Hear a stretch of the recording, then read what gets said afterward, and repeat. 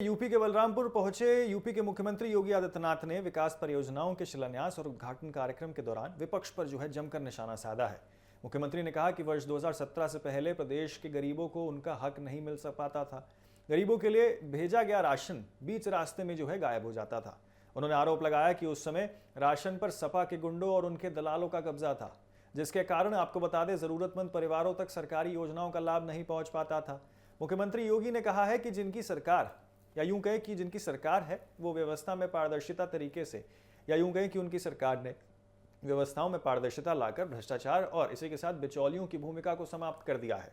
आज प्रदेश का हर पात्र गरीब परिवार मुफ्त राशन योजना का लाभ उठा रहा है।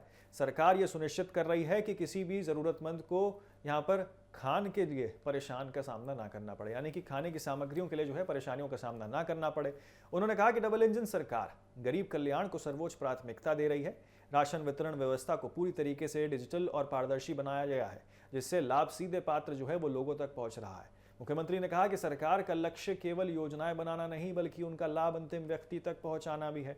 इस दौरान मुख्यमंत्री ने बलरामपुर के विकास से जुड़ी कई परियोजनाओं का शिलान्यास और उद्घाटन किया और इसी के साथ आपको बता दें कि परियोजनाओं से जिले से विकास को नई गति मिलने और इसी के साथ स्थानीय लोगों को बेहतर सुविधाएं प्राप्त होती हैं। आपको भी सुनाते हैं आखिरकार यहाँ क्या कुछ किस तरीके से हमला करते हुए वो पुरानी सरकारों पर योगी आदित्यनाथ नजर आए। आज से 9 वर्ष पहले तक एक सपना था कि बनटांगिया गांव के लोगों के लिए कोई आवासीय पट्टा या उनको जमीन के पट्टे मिलकर के नागरिकता दे दी जाए।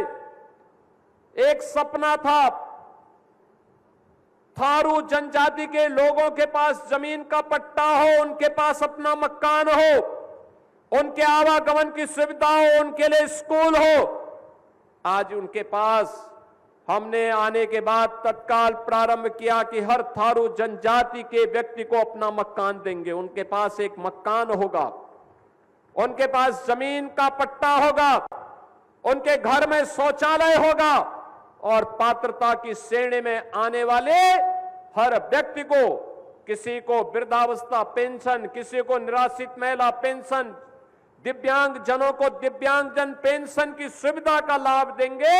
हर बच्चे को स्कूल तक भेजने का प्रबंध करेंगे। और मुझे प्रसन्नता है कि बेसिक शिक्षा परिषद में सबसे ज्यादा नामांकन करने वाले जनपदों में अब बलरामपुर जनपद हो गया है। बलरामपुर जनपद नए सत्र में सर्वाधिक नामांकन बलरामपुर जनपद में हुए हैं। यह शुभ लक्षण है। सीमावर्ती जनपद होने के नाते विकास की प्रक्रिया के साथ तेजी के साथ आगे बढ़ रहा बलरामपुर अब विकास का एक मॉडल बनकर के तैयार कर रहा है। और बहनों और भाइयों, आज उसी विकास के इस मॉडल को प्रभावी ढंग से लागू करने के लिए हम सब आपके बीच आए हैं। आप याद करिए, 2017 के पहले गरीब को राशन नहीं मिलता था, नहीं मिल पाता था। ये सब राशन सपा के गुंडे खा जाते थे, उनके दलाल खा जाते थे। गरीब कहां? गरीब तो देखता रह जाता था। आज आपको हम लोगों ने कार्ड भी उपलब्ध करवाया है। हर गरीब को फ्री में राशन की सुविधा का लाभ भी प्रदान किया जा रहा है। कहीं कोई भेदभाव नहीं।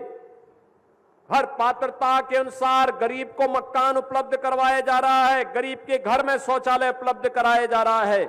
गांव में ग्राम सचिवालय का निर्माण किया जा रहा है। गांव में ही आय प्रमाण पत्र, निवास प्रमाण पत्र का भी वह सुविधा आज गांव में उपलब्ध करवाने का काम भी उपलब्ध कराया जा रहा है। गरीब के लिए उपचार के लिए आयुष्मान भारत की सुविधा उपलब्ध करवाई जा रही है। गरीब बच्चों के लिए स्कॉलरशिप की सुविधा भी उपलब्ध करवाई जा रही है। 2017 के पहले सपना हुआ करता था।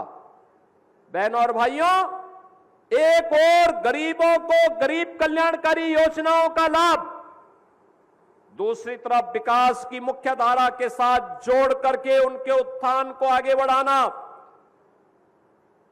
नौजवानों के लिए रोजगार, अन्नदाता किसानों को शासन की योजना के साथ जोड़ने का कार्यक्रम, बहन और बेटियों की सुरक्षा की पुख्ता व्यवस्था करना, और सरकार की घोषित योजना के अंतर्गत कि सुविधा का लाभ, योजना का लाभ बिना भेदभाव के सभी समाज के तबके को उपलब्ध करवाएंगे। कोई भेदभाव नहीं, न जाति का, न मत का, न मजहब का, न क्षेत्र का, न भाषा का। सबका साथ और सबके विकास के भाव के साथ प्रधानमंत्री मोदी जी के विजन के अनुरूप हर व्यक्ति तक योजना का लाभ उपलब्ध करवाएंगे, हर को सुरक्षा उपलब्ध करवाएंगे।